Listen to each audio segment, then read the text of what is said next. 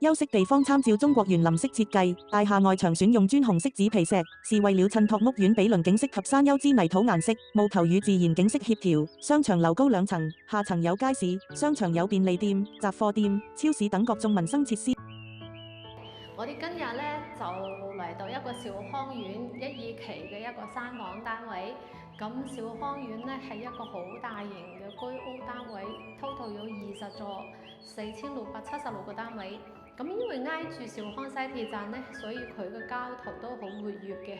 咁啊1、2期同埋3、4期咧都有少少分別。咁啊嗰個管理公司又唔同啦，實油氣公司都唔同嘅。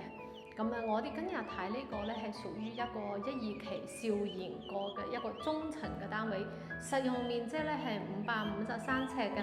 咁如果居屋嚟講，我覺得好抵住嘅，管理費都係1211蚊嘅。而且咧呢個業主將呢個廳揀多咗一個士多房，呢個士多房咧都可以俾工人瞓嘅。咁啊變咗你如果揾3房，仲想加個工人房嘅話，400零萬都可以安排得到，可以一齊了解下。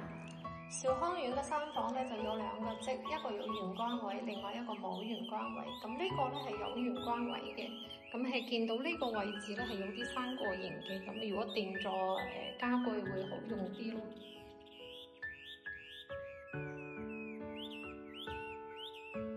個廚房咧大概有45尺度，咁其實可以整埋 U 字型嘅。呢個裝修嘅話都算係時正新淨，咁啊豐儉由人，睇下你需唔需要重新再自己執過。個廳咧本來係 L 型嘅，俾佢間咗一間呢個士多房之後咧，佢係長方形嘅。但係佢咁樣間出嚟咧，你唔會覺得即係有啲一間出嚟個廳係古怪嘅。但係佢呢個咧，因為佢封咗嗰個 L 型嗰度咧，你會覺得都好似原即呢個長方形嘅廳都幾多。呢邊咧就會向北，望得都幾遠下嘅。我哋睇下佢間嘅士多房先。咁啊呢度冇裝燈，所以都有啲黑蚊蚊啦。佢之前應該係純粹係齋嘢用嘅。咁但係呢個可以做工人房嘅，個長度係夠工人瞓嘅。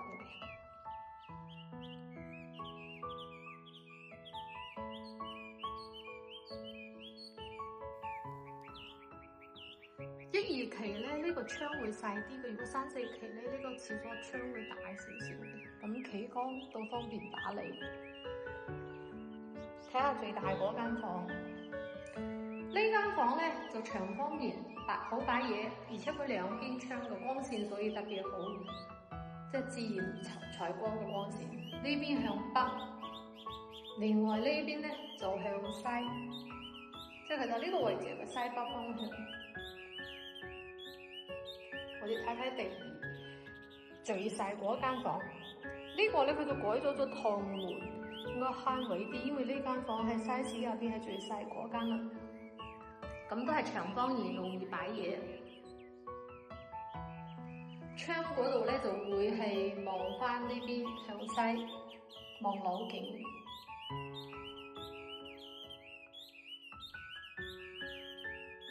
然後睇呢間睡房，長方形嘅。咁啊，呢間完全就冇橫梁冇柱位，容易擺嘢。望出去都係向西。